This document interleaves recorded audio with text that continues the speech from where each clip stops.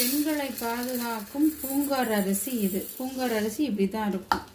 கொஞ்சம் தடிமனாக இருக்கும். நல்லா ஒரு இளம் சிவப்பு நிறத்தில் இருக்கும்.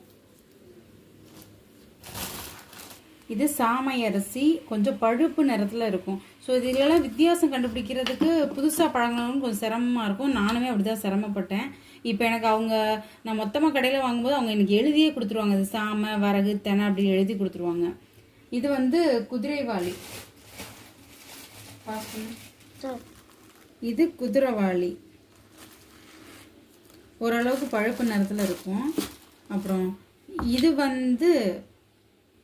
வரகு, நல்லா வெளிர் நிறத்தில் இருக்கும். வரகு அரிசி நல்லா வெள்ளையாக இருக்கும்.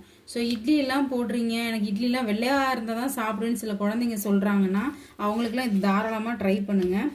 இது ஏன் வேண்டாம், குதிரைவாளி ஏன் அப்படின்னாக்கா, கொஞ்சம் பழுப்பு நிறத்தில் இருக்கிறதுனால இட்லியும் அந்த கலரில் இருக்கும். ஸோ தோசை இந்த மாதிரி போடுறீங்க அப்படின்னாக்கா அப்படி போடுங்க.